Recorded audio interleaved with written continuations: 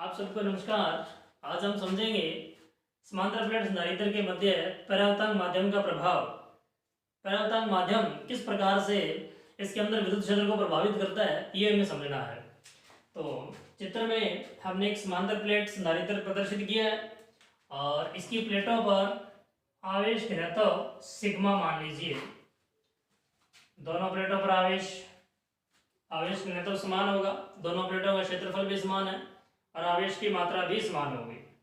इन प्लेटों के मध्य हमने एक परावर्तक माध्यम को भर दिया है और इस बाह्य विद्युत क्षेत्र E के कारण ये कितना होगा, प्लेटों के मध्य बाह्य विद्युत क्षेत्र E जो है ये होगा सिग्मा अपॉन एप्सिलॉन नॉट।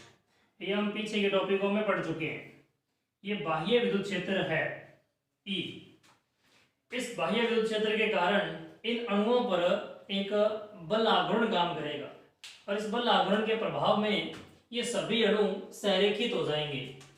ये जो अणु हैं इनको हम बोलते हैं द्विध्रुवीय या फिर द्विध्रुवी अणु। ये सभी क्या हो जाएंगे, संरेखित हो जाएंगे। और किस प्रकार से संरेखित होंगे, इन अणुओं का धन आवेश का केंद्र तो इस ऋण आवेशित परत की ओर विस्थापित होगा और ऋण आवेश केंद्र इसके विपरीत तरफ।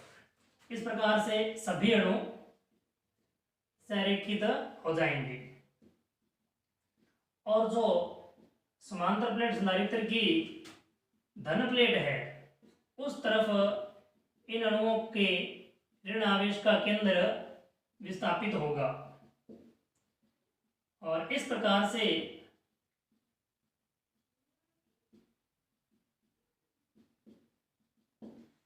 इन अणुओं के अंदर जो आवेश है वो एक दूसरे को बैलेंस कर रहा है। इसको समझिए इस प्रकार से, कैसे बैलेंस कर रहा है, कैसे संतुलित कर रहा है, निरस्त कर रहा है, कैसे। इसमें 3 प्लस के केंद्र हैं और 3 ही माइनस के केंद्र हैं। अतः नेट आवेश शून्य है तो यहां पर जो आघूर्ण है वो भी शून्य है, अर्थात ये आवेश एक दूसरे को क्या कर देते हैं, निरस्त कर देते हैं। तो जो द्विध्रुव आघूर्ण पैदा होने वाला है या फिर विद्युत क्षेत्र पैदा होने वाला है इस प्लस और इस माइनस के कारण ही होने वाला है। ये प्लस की जो परत बन रही है यह समांतर प्लेट संधारित्र के ऋण आवेशित प्लेट की ओर बन रही है और जो माइनस की परत बन रही है यह समांतर प्लेट संधारित्र की धन प्लेट की ओर बन रही है। तो इस पर हम लोग पृष्ठीय आवेश घनत्व सिग्मा पी मान लेते हैं। ये किस पर है, यह किनारों पर है। किसके किनारों पर है, प्रवृत्तांक के किनारों पर है। कितना पृष्ठीय आवेश घनत्व है, सिग्मा पी। ये प्लस का है और इधर भी कितना होगा पृष्ठीय आवेश घनत्व, सिग्मा पी होगा, लेकिन ये माइनस का हो जाएगा। ये पृष्ठीय आवेश घनत्व है।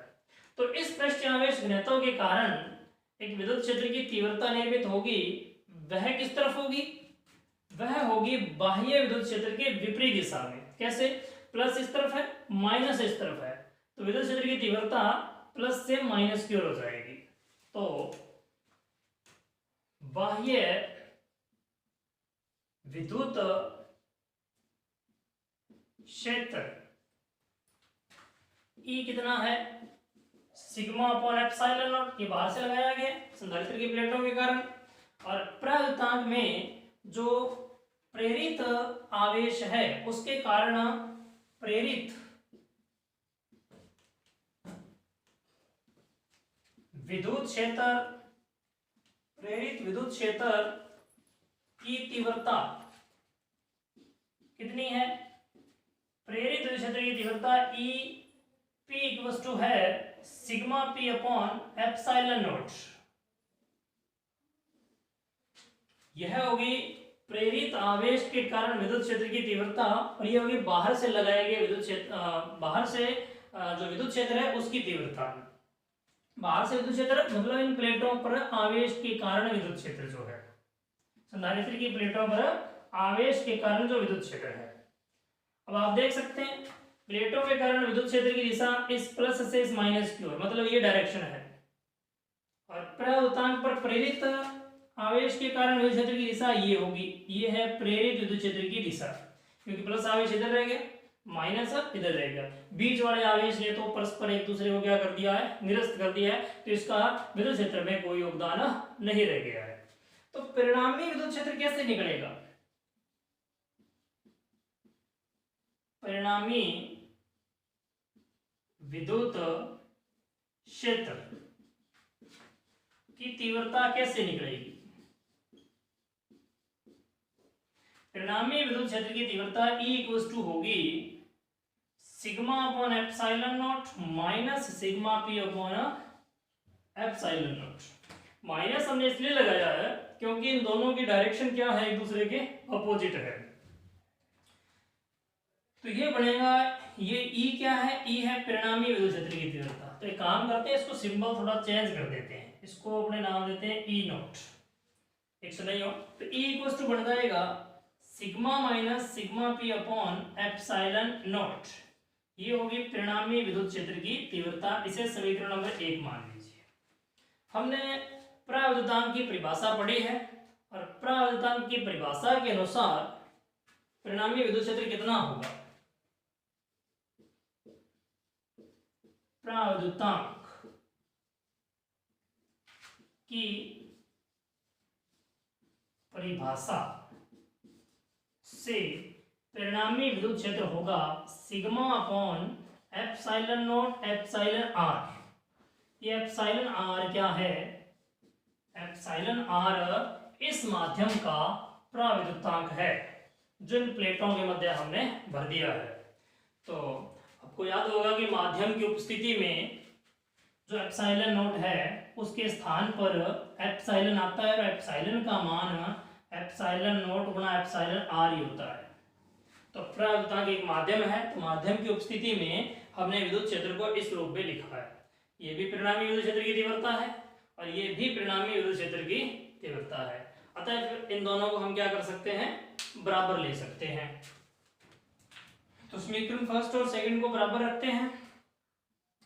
समीकरण फर्स्ट व सेकंड से sigma minus sigma P upon epsilon not equals to sigma upon epsilon not epsilon r. तो एप्सिलॉन नॉट से एप्सिलॉन नॉट कट गया तो हमारे पास बचता है sigma minus sigma P equals to sigma upon epsilon r. इस सिग्मा P को हम लोग इधर ले आते हैं, तो सिग्मा P पड़ा है और इस पूरी टर्म को इधर ले जाते हैं। तो सिग्मा P इधर आया तो प्लस का हो गया, इसको इधर ले जाएंगे तो माइनस का हो जाएगा। तो ये होगा sigma minus sigma upon epsilon r. तो सिग्मा P इक्वल्स टू बढ़ता है, सिग्मा कॉमन आ गया, 1 माइनस 1 अपॉन एप्सिलॉन आर। ये बढ़ता है हमारे पास एक समीकरण सिग्मा P के लिए, जिसका हम आगे यूज करेंगे। समीकरण नंबर 3 बढ़ा लेते हैं इसे।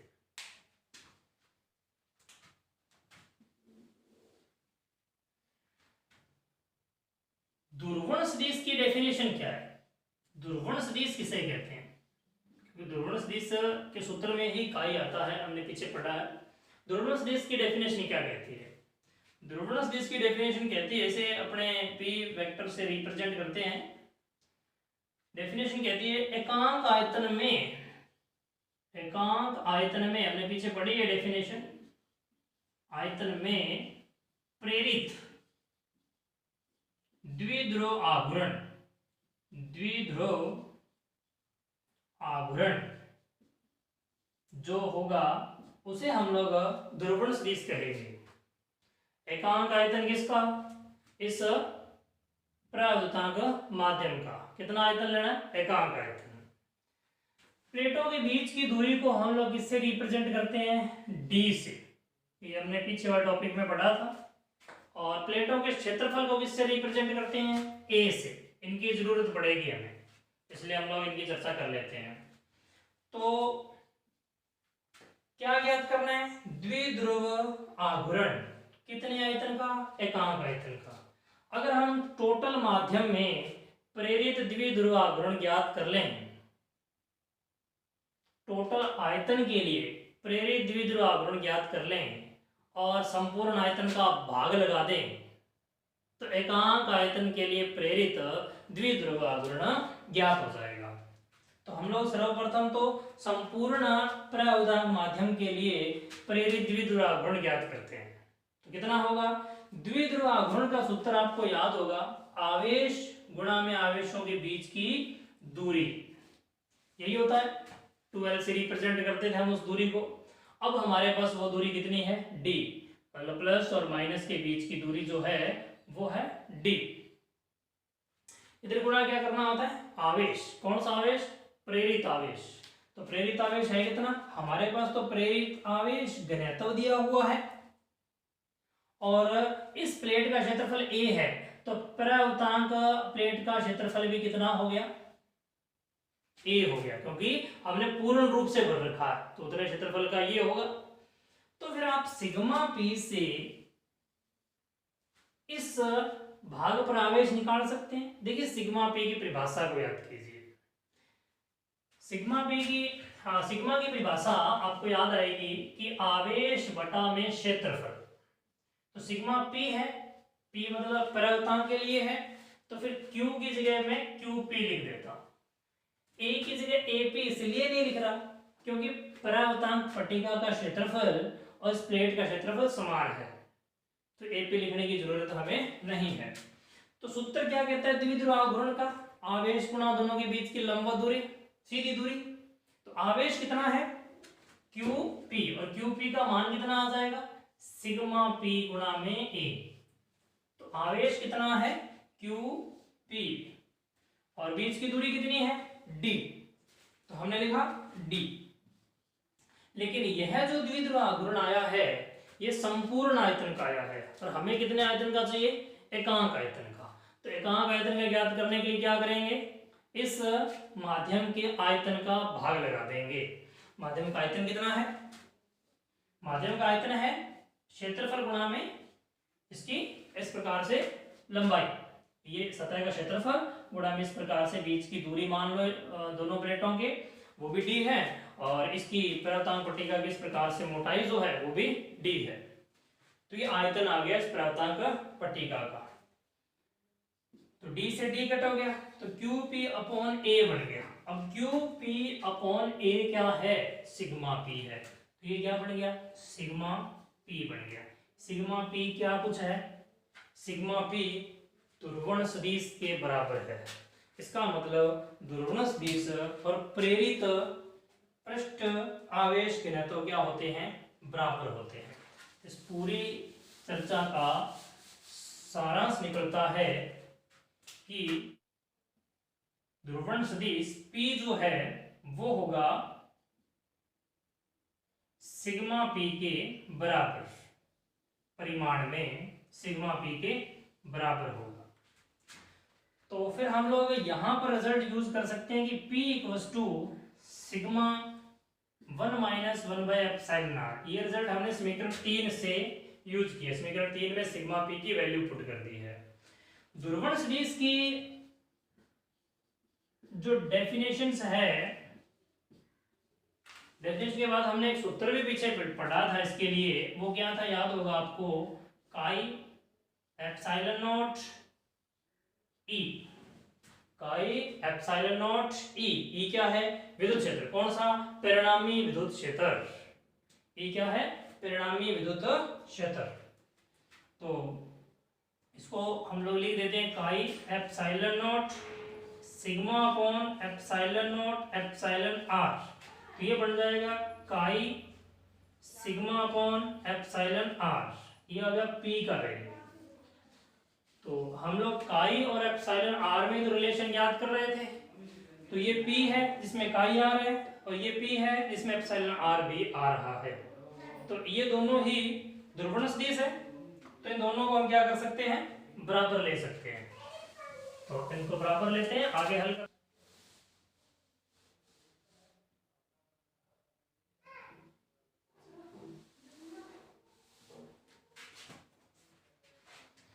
तो बराबर लेते हैं, ये हो जाएगा sigma 1 minus 1 upon epsilon r equals to chi sigma upon epsilon r. तो सिग्मा से सिग्मा कट हो गया, तो हमारे पास बचता है chi upon epsilon r equals to 1 minus 1 upon epsilon r. तो chi upon epsilon r equals to 1 minus, इसका एलसीएम ले लेते हैं, तो एप्सिलॉन